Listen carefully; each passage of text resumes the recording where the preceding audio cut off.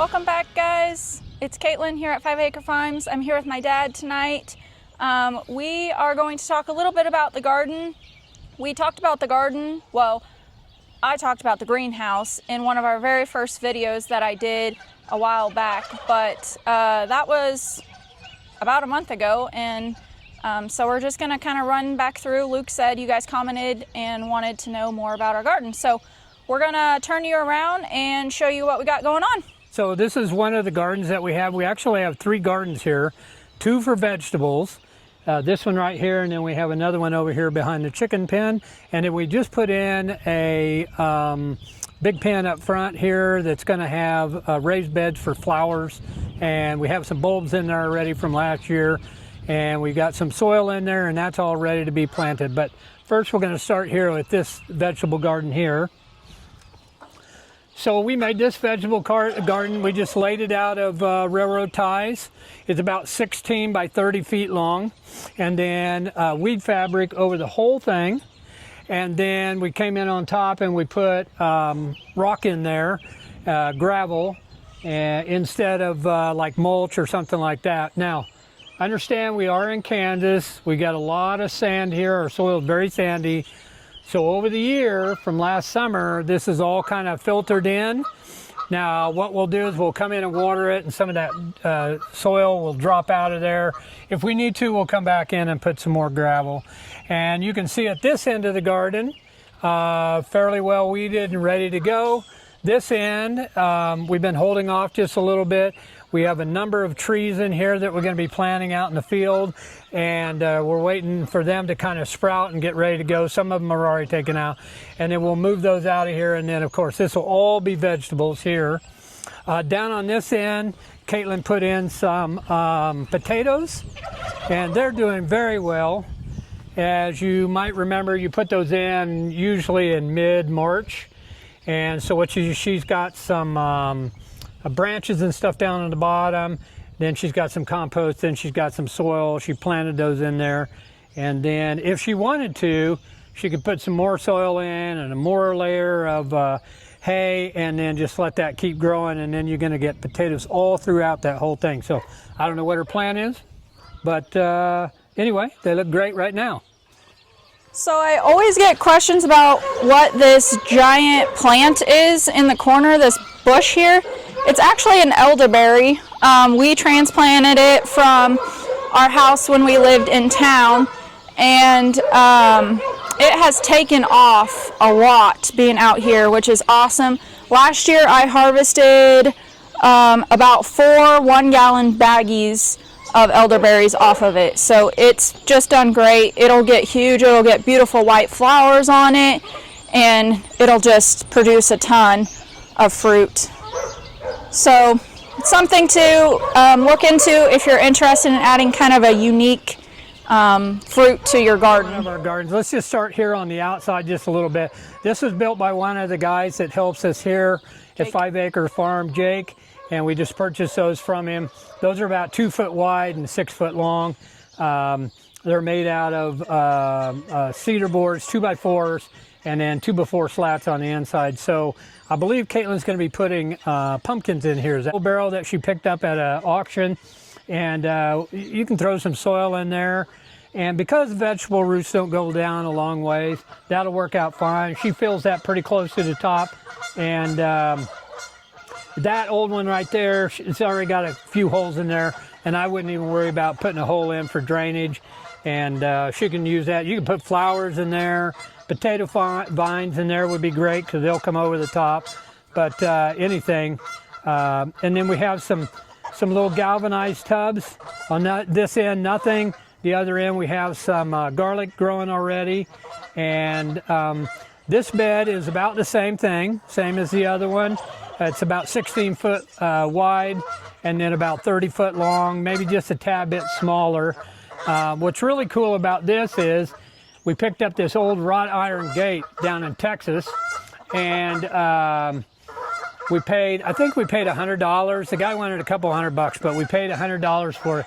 That came out of a plantation in Louisiana, not too far from New Orleans. So that's a pretty cool deal. We had another set of doors on there and they didn't weather very well.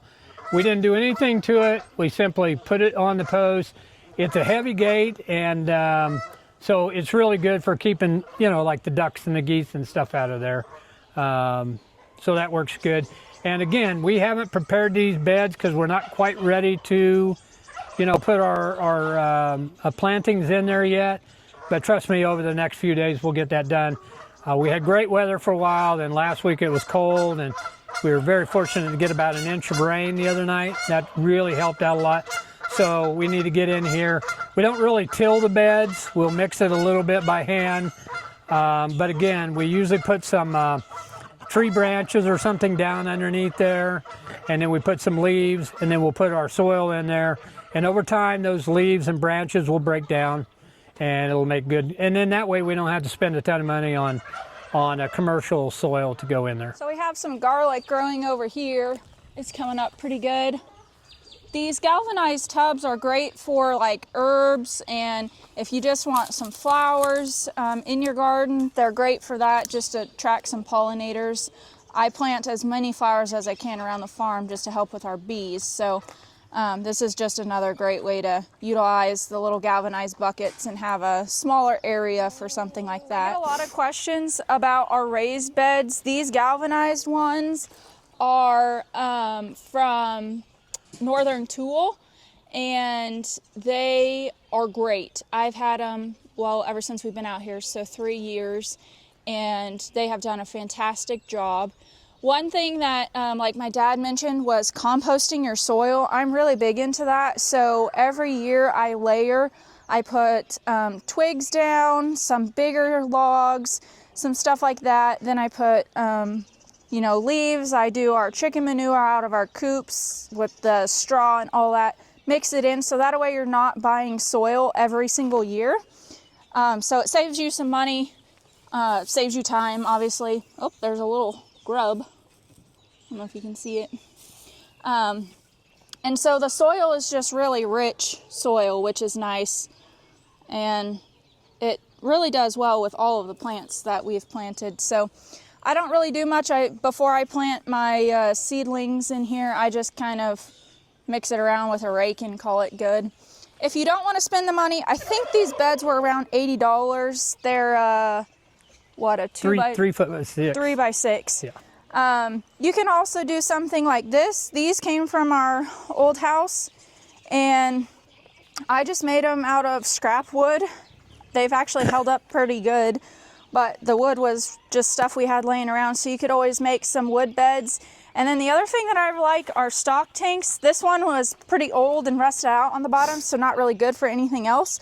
But it grows the best darn tomatoes that you could get. I mean, well, there's an old stem, a root from last year. They're just huge. They just grow massive tomatoes, which is really nice. So that's another thing that you can do.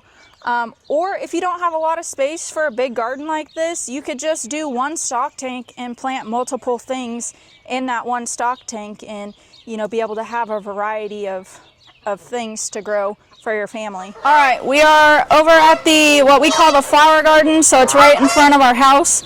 And the whole point of putting it here was so when I'm in our kitchen, I can look out the window and see all the beautiful flowers that are out here. You just have to imagine them right now. Just imagine them. Now these raised beds are just a little bit bigger in a little configuration. So these the long ones are 4 foot by 8 foot, and again from Northern Tool. What's nice about them is they do have a support bar. They have one down underneath the soil, as well as the one on the top, so they don't get pushed out or pushed in.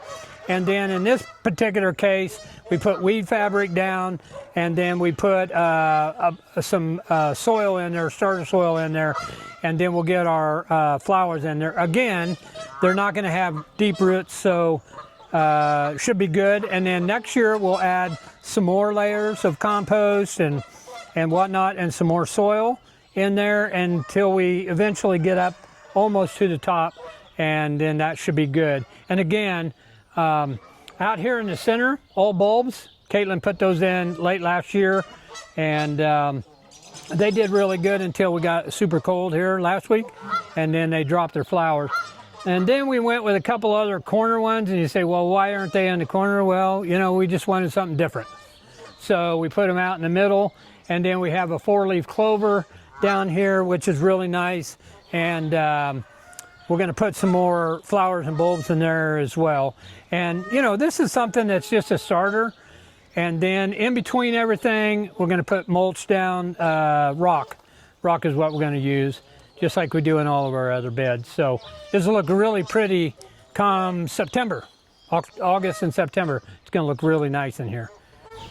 Yeah, I'm not a huge fan of mulch personally, just for the fact that we do live in the country and it's Kansas, so it is often windy, and I feel like out here rock just kind of just stays better in place. It doesn't blow around and all of that, so that's why I choose rock over mulch mostly.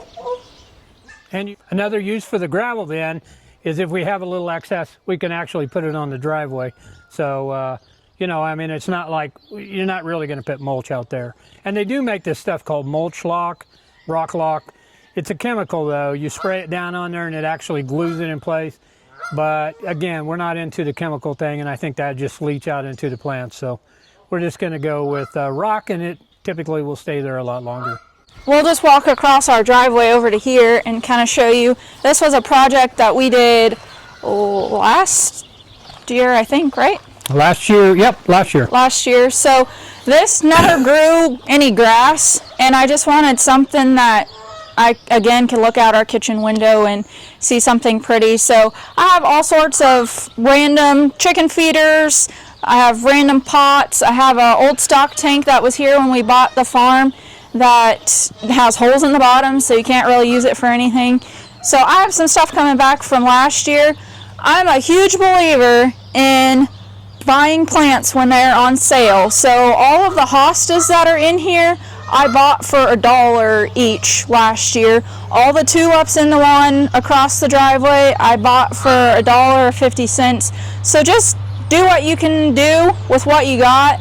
You don't have to spend a ton of money on making something look nice. And if you don't want to plant any flowers, but you want them to look beautiful, you know, check out Amazon for some artificial flowers. They look kind of real, I guess. Yam, what do you think? Do they look real? Not sure? You don't care. All right, so back in February, when we initially put our seeds into our containers, we used a seed starter mix. That was 2 scoops. You can use whatever you want to scoop with. If that's a cup, if you only need a little bit, you're only going to do a little bit. Well, we were doing a whole tub, so we use this. This is an old, you could use a coffee can, but this is a corn or green bean out of our restaurant. Just pulled the label off, cleaned everything out, we're ready to go. So we used 2 scoops of peat moss, and I know on our first video, somebody said, oh, I loved your video. However, I would use cocoa core. So I did mention that in the video.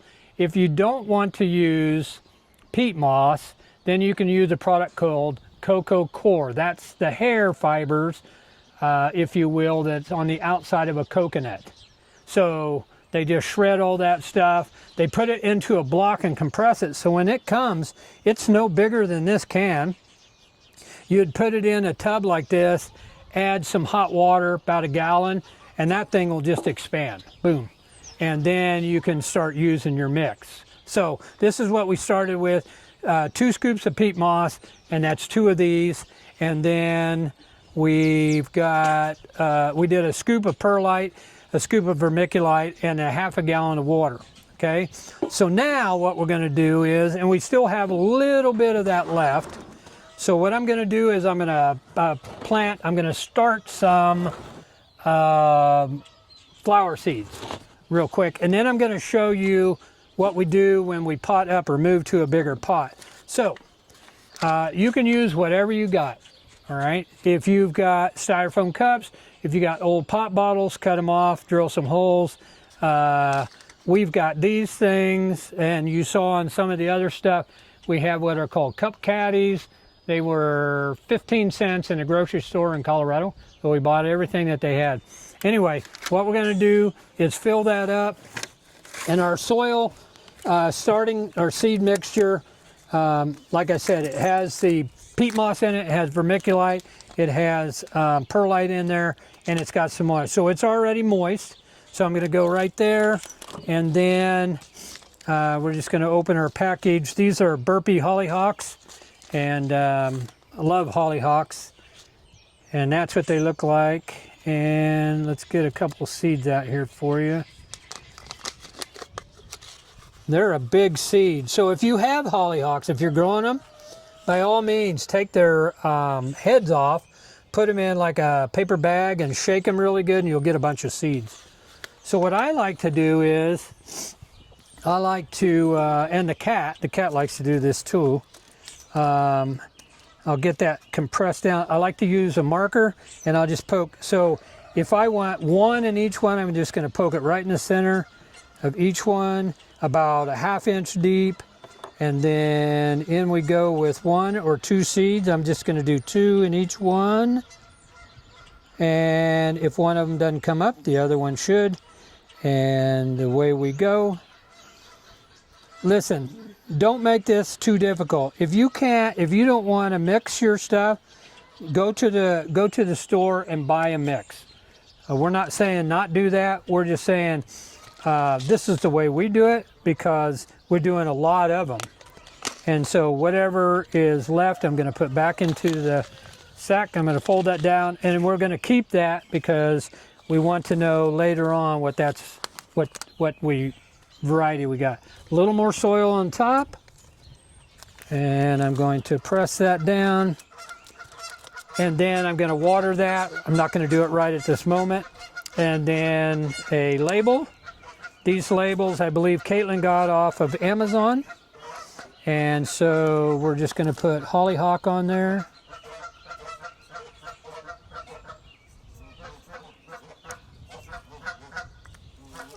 And that's that. Make sure you label everything. You don't want to guess. We have planted how many hundreds of pumpkin seeds this year because we didn't have some come out, but then they came up afterwards, and we already replanted a bunch of them. So my suggestion is, if you've got a pack of seeds, that you just go ahead and plant all of the seeds and be done with it. If you don't use them, give them away or sell them to somebody. So that's our seed mixture. All right, now if we're going to do a starter mix, we're just going to get rid of that. Maybe we will. Or not. We left the sign in the greenhouse for a while. It got wet. It got wet. Wet and probably hot. Yeah. But we're going to get it here. So one thing, while he's doing that, I'm going to take you back over here and show you these. The video that we're referring to was not a YouTube video. I did a YouTube video of the greenhouse, but the video that we did, this seed starters, is on our Facebook page. It was just, I just posted the actual video. Oh, there was a bee over here. I don't know where it went.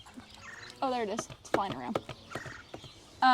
But you can tell, like, these are the cup caddies. I have, like, pencil holders. I have, like, all of these pots are from stuff that I bought plants in previous years, and I just keep them.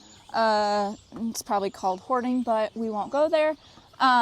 So I just reuse all of these, and saves money. The plants come up in them, which is nice. They fit in these trays perfect. I got these trays at an auction, actually, for next to nothing. So just use what you have. You don't have to go all crazy and go out and buy all brand new stuff and spend a ton of money when you're starting a garden.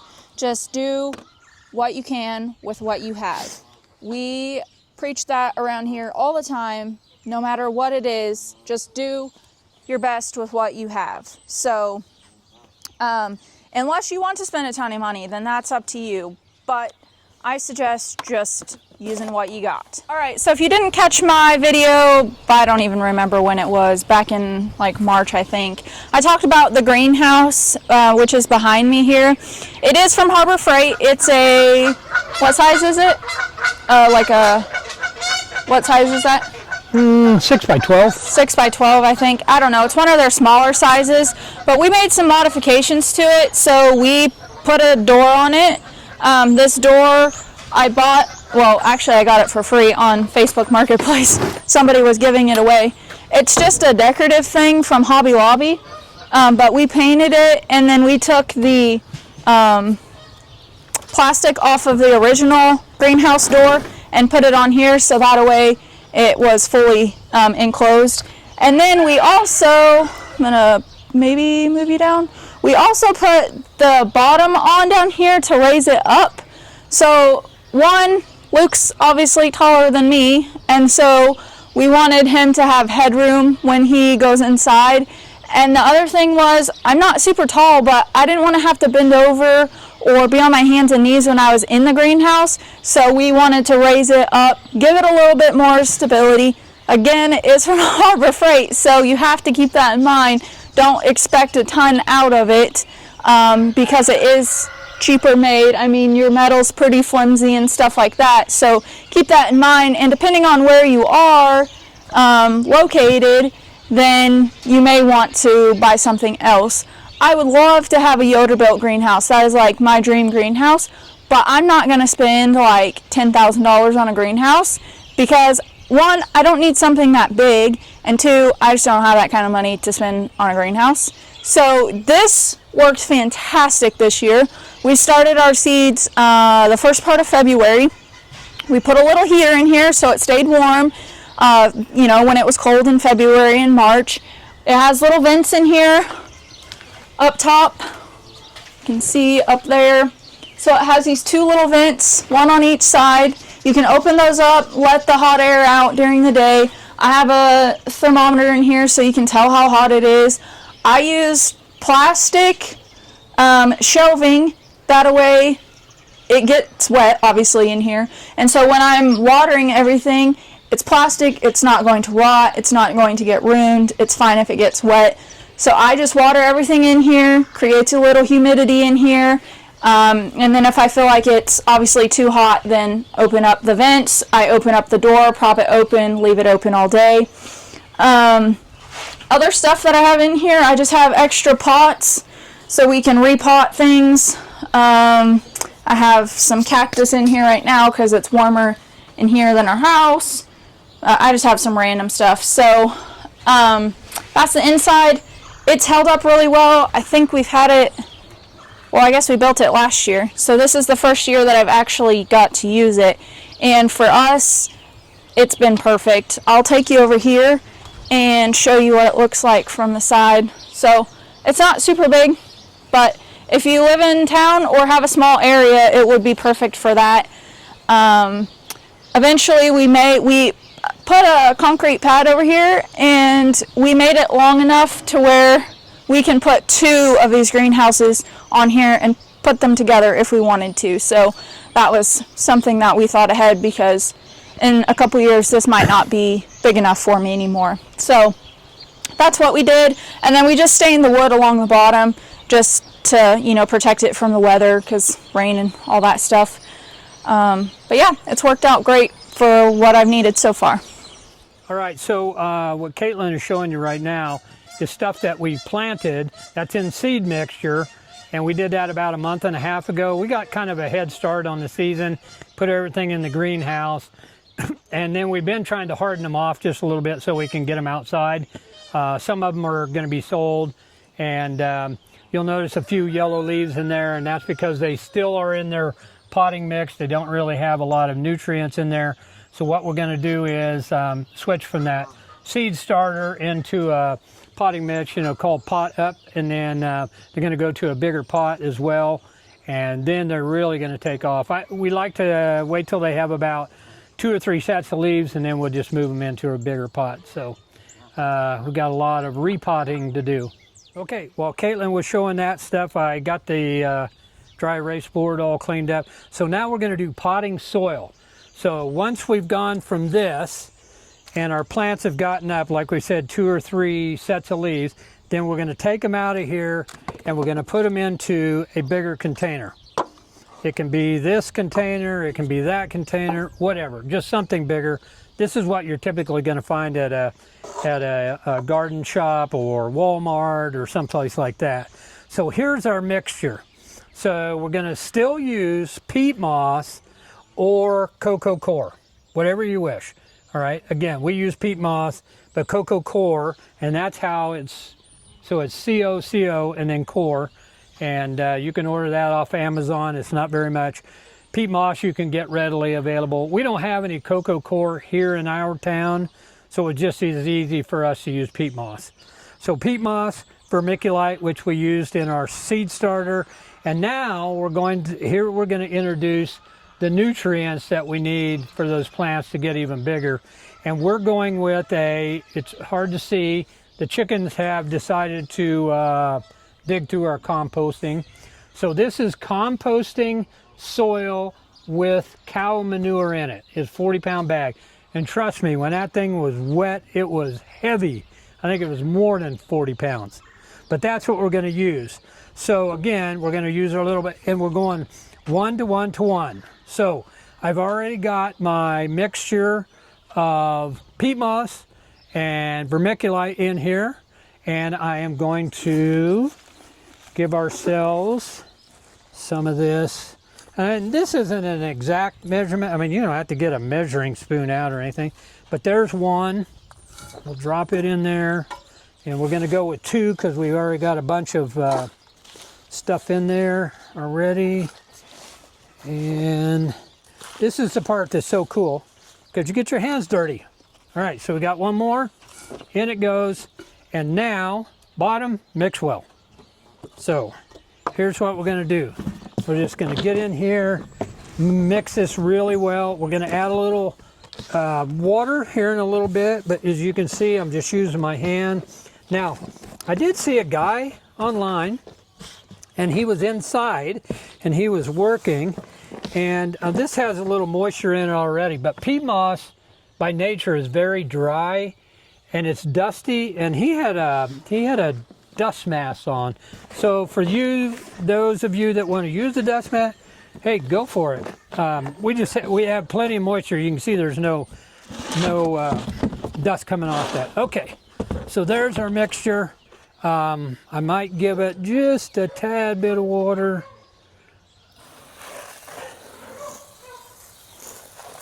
And then I'll give it a quick mix one more time.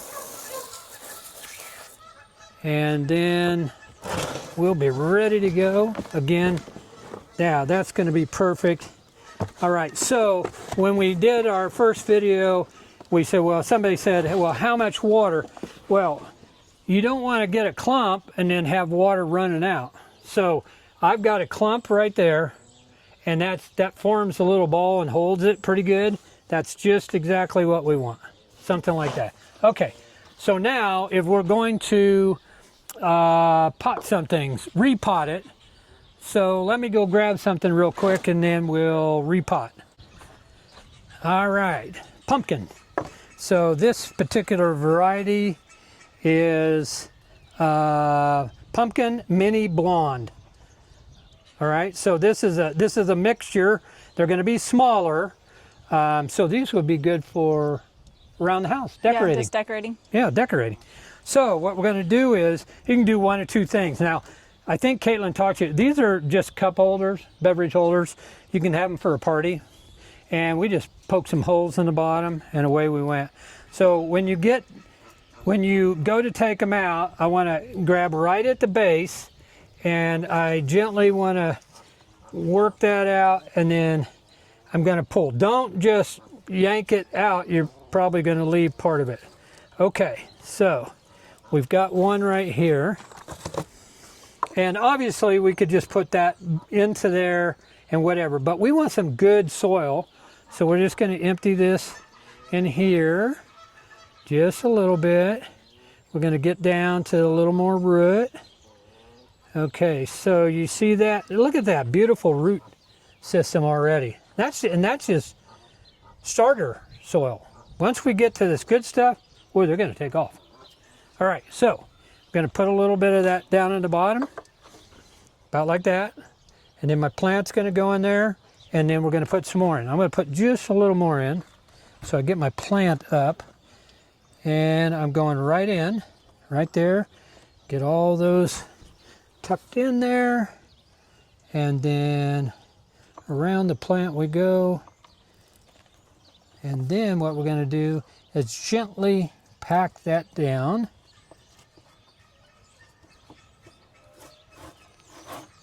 And ooh boy, look at that.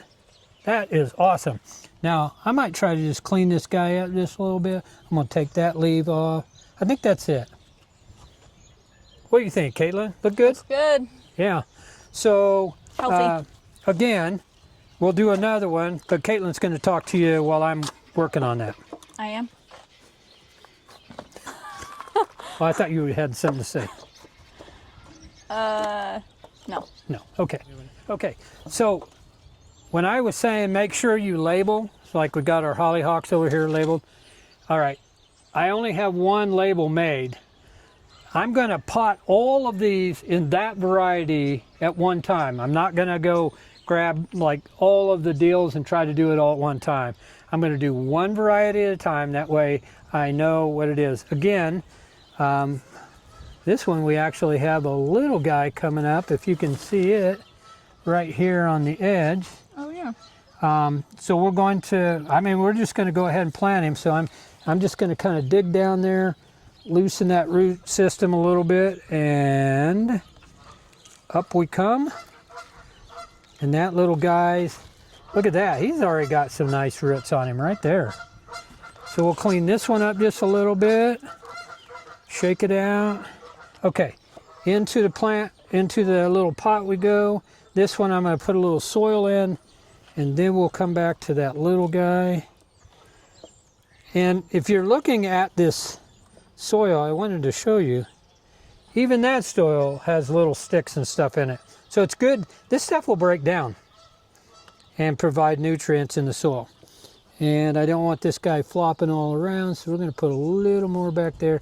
All right, this little guy, we're going right up here in the corner. We'll put our finger down in there, put him in, a little more soil around.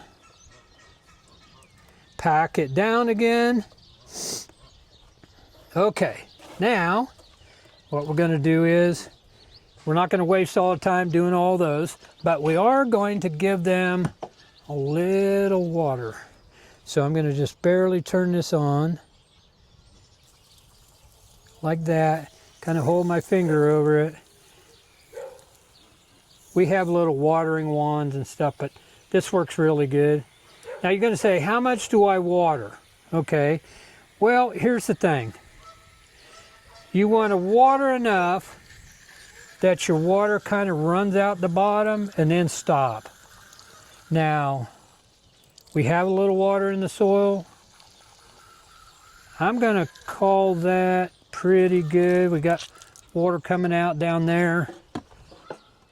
And I might just go back and give everything a nice firm press again so that we get that plant to stay in there. Now, I'll guarantee you that plant is ready to be sold or put in the garden if you want to. We're going to wait just maybe another week or so, and our weather should straighten up. We're supposed to be nice. We're supposed to get some more rain.